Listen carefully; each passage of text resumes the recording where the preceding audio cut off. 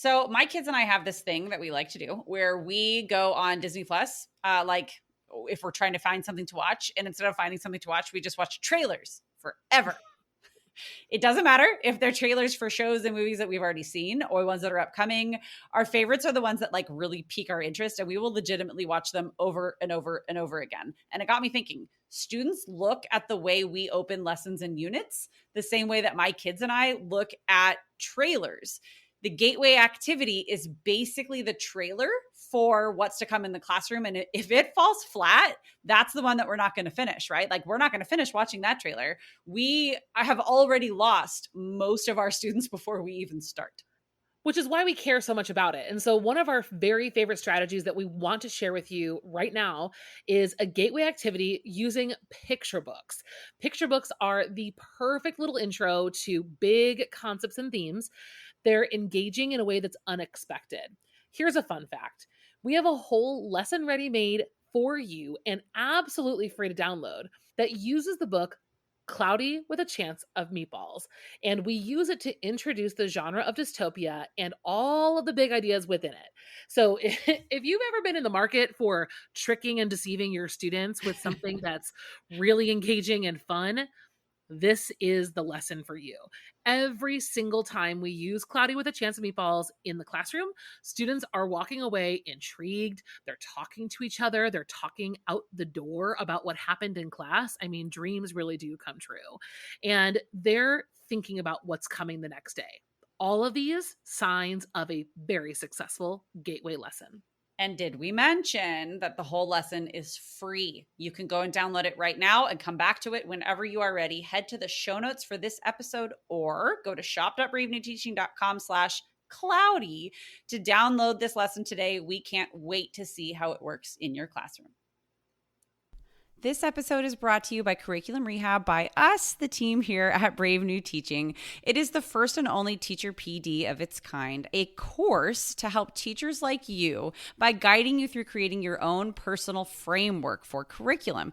You make it work for you, your students, and your unique situation because nobody else knows what the kiddos in your classroom need the way that you do. Curriculum Rehab takes all of the resources available to you, all of the lessons, the assessments, the activities, all of the texts, everything that could possibly be there for you, and it helps you organize what you actually need in order to attain your teaching objectives. These are the strategies that Amanda and myself have used in our own classrooms, have developed over very long years of teaching and figuring things out, combined together to create this framework and these strategies that we can guide you through. This course will give you the tools you need for a complete curriculum overhaul or to start from scratch. Wherever you are on that continuum, it does it all for you and with you on your timeline. So start today, do a little bit more in a couple of months, and then pick it up next summer. It's Teacher PD the way it should be on your own time. Head to curriculumrehab.com/course for more information, or just head to the show notes for this episode. We cannot wait to see you there. It's finally time to take control of what goes on in your own classroom and create the curriculum of your dreams. All right, let's get back into the show. Well, hello and welcome back to Brave New Teaching, and welcome to this week's Teacher Team Meeting. No, I don't know why I said that so weird, but that's okay. Friends, it's just me, Marie, with you this week, and we are going to be chatting about, originally I was going to be talking more about the Atlantic article from October, I think, of 2025, about the literacy epidemic and how we are sliding quickly into a worldwide, but especially a nationwide in the States, epidemic of illiteracy. And it is a huge problem. And as I was gathering my thoughts and doing a little bit more research on that, I started to take a bit of a turn. And so today I actually want to talk to you about a different article that I was looking at. It actually randomly came across, I think, my Instagram feed. It's entitled, it was originally published in the Boston Globe, and it's entitled "Schools Are Accommodating Student Anxiety and Making It Worse." And it honestly made me think about the literacy epidemic. It made me think about students and their resistance to reading and how that is more than ever before, right? At unprecedented levels, we are seeing this resistance to doing something sustained like reading. I'm also seeing such a writing resistance, and like writing's hard. So kids have always resisted writing, but like I'm seeing that even more. That made me think about the literacy epidemic. And then I don't know, just as I've been thinking about a lot of different things and watching my own kids navigate, like my youngest is in upper elementary and my oldest is in middle school, and watching them just go through their academic lives, I'm seeing how much more emotions play into learning, how much more that plays into learning that I had even realized as a teacher who was pretty into woo-woo stuff sometimes. And like, I've always had the philosophy of our job is to teach the whole child, not just to teach our subject. I mean, more, than that, but really seeing it with my own eyes from like the human beings that I've known since the minute they came out of my body. Yeah, it's just I have many thoughts that I was like, oh, I have to share this on the podcast. So I'm excited to talk to you about that today. I have some ideas for the week that I'm going to be implementing in my classroom, having to do with actually what I'm talking about. And then, just a quick little catch up before I send you on your merry way, because for me, it is Thanksgiving week.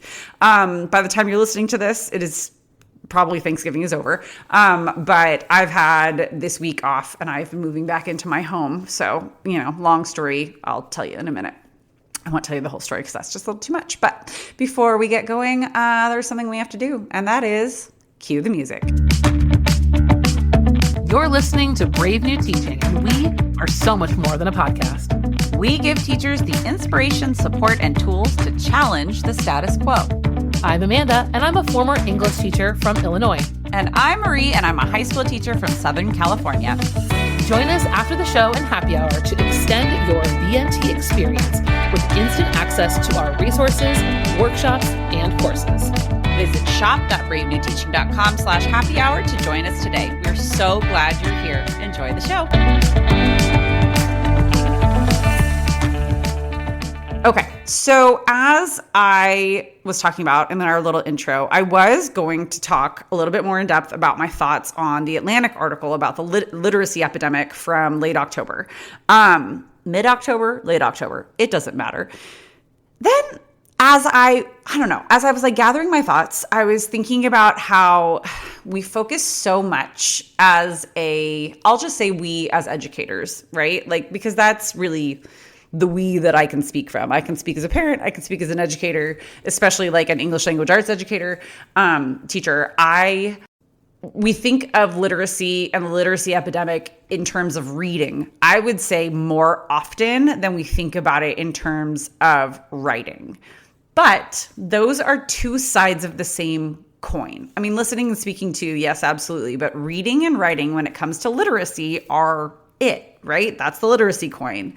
And so as I'm thinking about reading and I'm thinking about it has always been hard to get kids who are reluctant to read, like, building a culture of reading in our classrooms and like showing the joy and the entertainment and like the love for being a lifelong reader. All of these things are still very much at the core of my philosophy as just a human being, that these are very important, but also just like it's how I live my life and it's how I run my classroom. I'm constantly talking about books and talking about stories.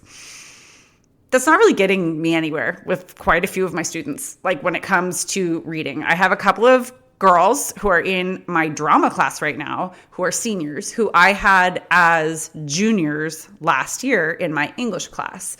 And they are now completely addicted to a book series that I had told them about last year. And at the time last year, they sat at the table right in front of me. My co-teacher and I were talking about how we love fantasy books. And I think it's the Red Queen series is what we were talking about. We were also talking about like Throne of Glass and other fantasy romance, and me talking about some of those books are books that you need to read when you're like well into college and not living with your parents and you're an adult. And we were just talking about reading and the like eye rolls that the girls were giving us and just like, oh my gosh, no, I don't have time. Well, let me tell you, that has taken a complete 180. And I was talking to them and I was saying, like, why do you think you are suddenly so hungry for the books that I was telling you about just a year ago? Like, not even a year ago. It was like last spring. And it's, you know, it was November when we were having this conversation, and they were like, honestly, I think I just wasn't mature enough to read. Like, I just wasn't ready for it. I was too distracted by everything else. This is one of my students who actually gave me the hardest time behaviorally. And she's like, I was focused on all sorts of different things.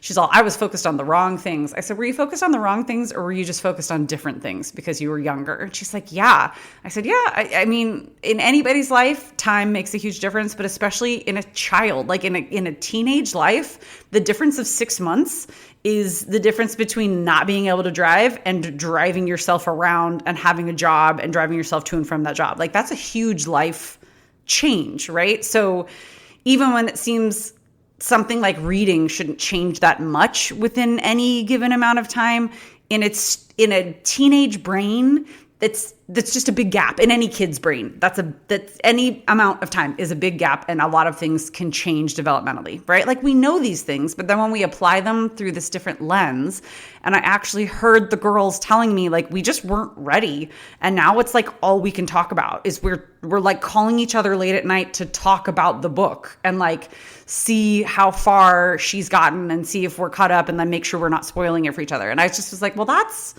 the sweetest damn thing I've ever heard, because that's what I'm doing as well. like that's what my co-teacher, who is my very good friend, and I are doing, is we're like sending each other things going, hey, spoiler if you haven't made it to this part. So that hot conversation really got me thinking about how a lot of times it's just that kids aren't ready, right? Like, we can't grow them up. And parenthood teaches us that just as well as like working with kids for any amount of time does. And then I just started going down this rabbit hole where I was looking at anxiety and looking at, sorry, I'm kind of all over the place right now, but I swear it will all make sense.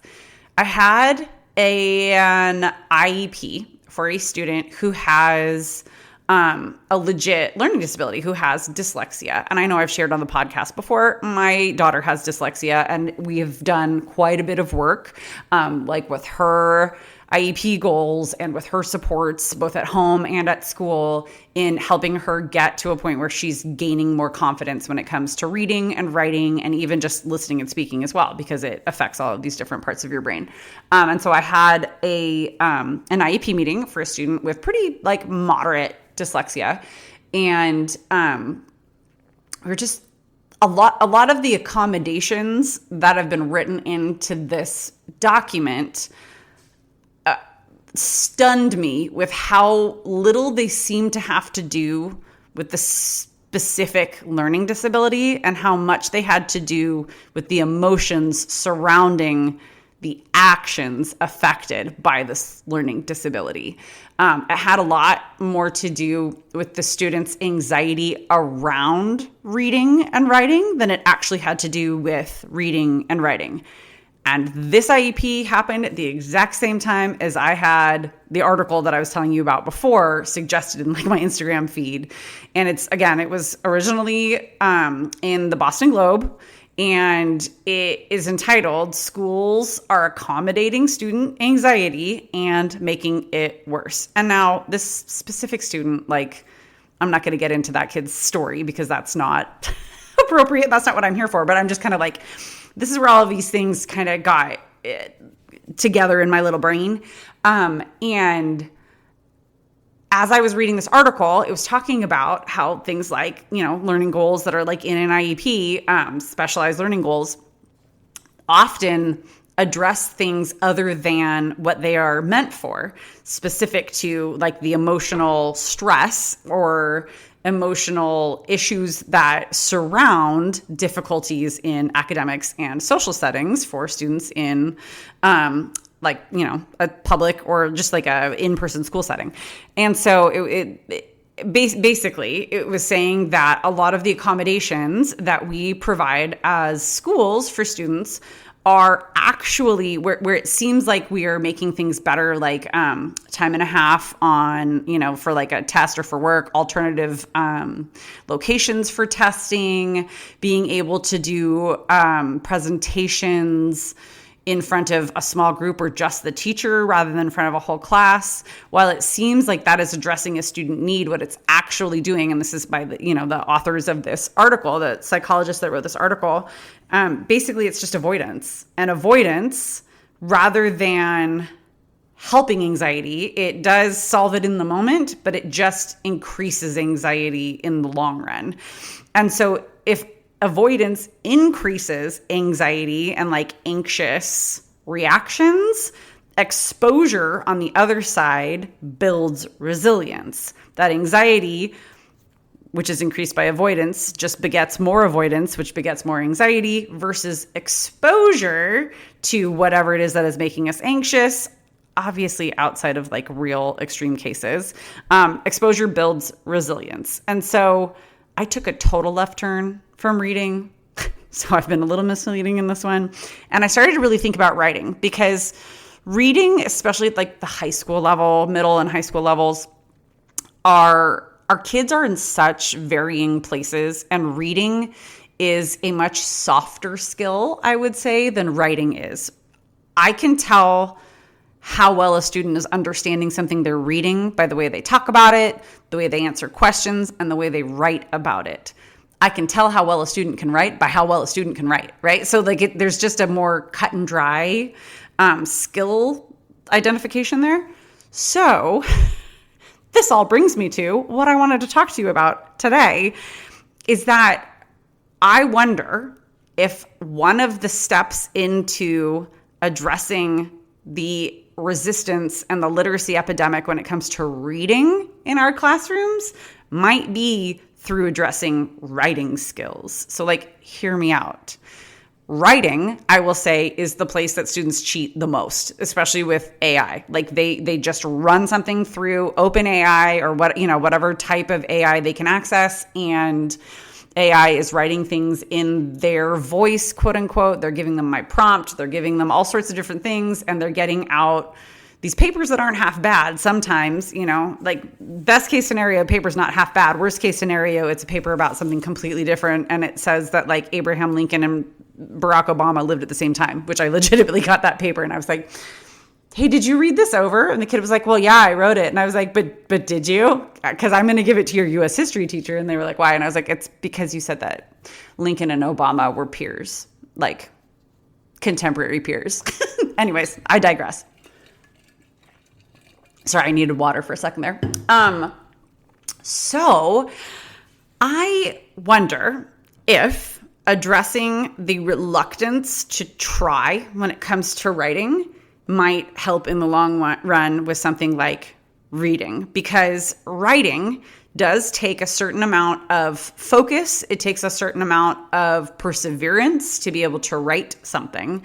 That same focus and perseverance apply to reading anything, especially a longer piece of fiction, like a novel, right? Like you have to be able to focus on what you're reading. You have to persevere through, and when I say reading, I also mean like listening. But you have to persevere through parts where it might not be that interesting, or like, where you're getting to know stuff. It's hard. And so if we translate this whole idea that exposure builds resilience, and I can help students get past their resistance to try writing, maybe I can get them to try reading. I also need to note, I don't know that I can completely and wholly blame kids for doing something like using AI when it comes to writing. Like when you think about human nature is, or like a piece of human nature is to develop tools to make our lives easier or more productive, or whatever. Like the entire Industrial Revolution was to increase, was a means of increasing productivity, right? So like, can I completely blame kids whose frontal lobes are not completely formed fully when they see an easier route to getting a task done why wouldn't they use a tool at their disposal? That seems to be pretty cool, right? Like why wouldn't they? It just kind of makes sense to be able to use that tool in a way that they think is going to benefit them. Now, what we know is that it's actually not going to benefit them. It's absolutely decimating their critical thinking skills by letting a machine think for them. Don't even get me started with my, Terminator and John Connor conspiracy theories that I have bouncing around in my head. That's for me to talk to my therapist about. But we know better. And at the same time, like, do I use AI sometimes to help me like word a question better? Yeah, absolutely I do. And so the difference between the way I use it, this tool, and the way a student might use this tool is that I already know the basics of skills to get me there. I know how to ask the right questions. I know what I'm looking for, and I know when it gives me a bad answer because I already know how to do this stuff. My students, on the other hand, are avoiding the hard task of learning by using a tool. And so exposure builds resilience, right? We're getting back to that anxiety and avoidance. I think that the more I expose them to smaller tasks of writing, the better this might get. The more they might, whether it's something extreme as the anxiety of what if I can't do it, so I'm not even going to try, or I have so many other things going on, and so I just need a computer to write this paper for me, or they're just purely lazy and don't want to do it. The why doesn't really matter. The fact that a student is trying to use a tool for something that really should be processing through their brain for their own growth, that's the issue at hand. So again, I told you this was going to totally deter from reading, but that's okay. This is going to bring me to the next piece of my little episode today, which is going to be ideas that I have for this week. And my ideas are in how, here's the problem, right? Writing and writing instruction takes a lot of time, and it takes a lot of energy, both for the kids, but especially for me, to be able to give all 40 students in my class, 40 plus, the energy and attention that they need to get truly nuanced and just good writing instruction and feedback. It takes a lot. And so we avoid it sometimes, right? I am going to implement, I think this week, when we're coming back from this break, I'm going to implement some daily writing activities. And I want these activities to be both productive and good, but also super hands off for me until I need to be hands on, and literally until the grading process. So I feel like I'm trying to remember where I saw this idea. This is now the second episode in a row that I've been like, oh my gosh, I have the best idea. And then I can't remember where I found it. If I remember, I will send it to you. But I've seen it a couple different places, and I've done this a few different times in my classroom, where basically we spend the 5 days of the week, each bell ringer, warm up at the beginning of class, we're writing a paragraph of a 5-paragraph essay. It's very hard for the kids who are chronically late, but sucks to suck.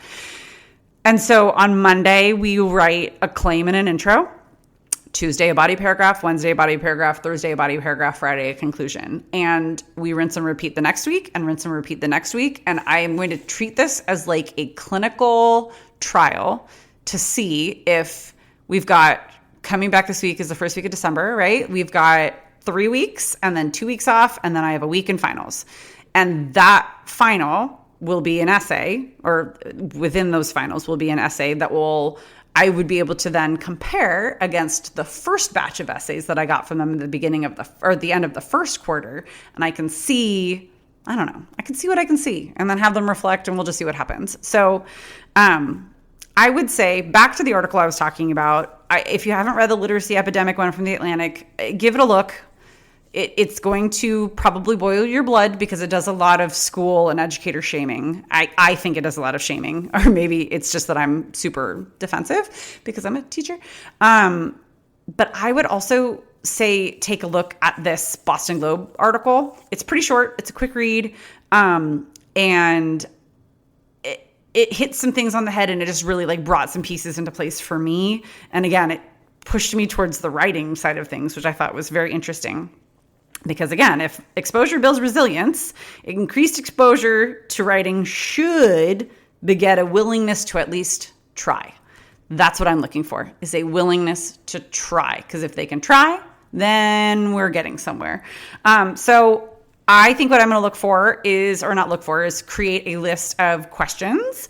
And each week, maybe we'll do a lottery, like make it a little bit of fun. I don't know. Maybe I'll get like one of those spinners, you can do a digital spinner or a physical spinner with like a paper clip and a paper or whatever on my dot cam, and have all these different topics and ask for the top 3 or the 3 worst, whatever, because then those 3 will be it'll be our prompt. The top 3, ways to cook a potato, or the 3 worst ways to cook a potato would be their topic. And then they'll write a small paragraph every day. And then we'll see what our topic is the following week, and then the following week, and then the following week. And my idea is then at the end, we'll have 3 or 4 little 5-paragraph essays. And one of them they'll actually process into a paper that then we can spend some time doing some like peer reading. And then that will start to get us into the little like willingness to read. I don't know. We'll see. So that is one idea for this week that I am bringing across your desk, is how can we bring daily writing into our routines? And I think that this might be a really good way to do it. Like as I'm saying this, I can see the spinner in my head, with like a piece of paper, and I make a little like pie, basically like a circle with little pie pieces, and have maybe it's different prompts, or maybe it's just different topics, and we can go like top 3 or 3 worst. And then I spin a paper clip and we see where it lands. How you do the whole thing where you like hold the pencil and then spin it, see where it goes. Could be kind of fun. And then I had another idea, as I am listening to a lot of podcasts right now, and I had a lot of YouTube videos on in the background as I am slowly but surely moving back into my house. Finally, after I had a slab leak in June, well into November, we are finally moving home. But come and follow me on Instagram, and I'll tell you more about that on my stories. As I'm listening to things, I'm getting a lot of Black Friday and holiday sale ads. And I thought it would be a fruitful activity to have students, either listen to, maybe on a podcast, since that's such a like booming medium for content, or go on YouTube and other social media and find ads and do like a rhetorical analysis of a Black Friday ad or a holiday sale ad or something like that. Or even find like an influencer that's selling something and see the tactics that they use to try to make that affiliate sale. I think that would be a very interesting rhetorical analysis activity. And it's something you do in like 15 minutes too, that I think would be a good, like, get their little brains going. That like also could just be a one-off, and you don't even have to have to do with anything that you're doing in class, but it's good for their skills. So yeah, we had our little TLDR. This is an article I was looking at. Here are my ideas for the week, and a quick little catch up. Basically, this week in my classroom, I am back from a week off. And we finished in my American Lit class, we finished The Great Gatsby right before break. And I have got some grading to do, because I think grades are due actually on Tuesday for our progress notices. So I have more grading to do than I think I'm letting myself admit, but it'll be fine. And this week we are actually starting our American media and television, like to what extent does media shape society and vice versa, unit, where we're looking at TV through the decades from the 1950s forward, and to what extent does like art reflect society or society reflect art. It's always it's an interesting unit. Let me know if you want to hear more about it, because I really enjoy it. It's also perfect for these next 3 weeks between Thanksgiving break and winter break, because it's got these great end caps. We have a lot of conversations. We do a lot of like watching text together. I really like it. I've taught it now a couple times, and I am really enjoying the way that it's like coming together. So I'm excited to do that with these kids. My drama classes, we have a show this week. Our mascot is the Broncos. And so we put on a yearly winter variety show called A Very Bronco Holiday. And so that is happening this week. And I'm excited because my beginning drama kids get to have some time on the stage and backstage for like a real live audience. And we've had a lot of inconsistency with our space this semester. And so they've kind of been cheated out of a lot of the experiences I would have liked them to have with the stage, just because we've had construction in our theater. So it's going to be fun. And I get to decorate, and everybody gets all excited, and they get really proud to show their friends and family what they've been working on. And it's a lot of work, but I do enjoy a show week most of the time. Anyways, I hope that everybody has a wonderful week at school. Thank you for joining me for this little teacher team meeting with BNT. Let us know what you think about this little format for the show. We're enjoying it. I like just finding things that I think would be interesting for us to talk about and giving you some ideas and just kind of letting you know what I think needs to come across your desk for the week. So let me know what you think. And without any further ado, I believe next week you'll have Amanda, but you never know. It could just be me again. We like to keep it spicy for you, friends. We'll see what happens. Okay, have a wonderful week, and I will see you next time. Bye.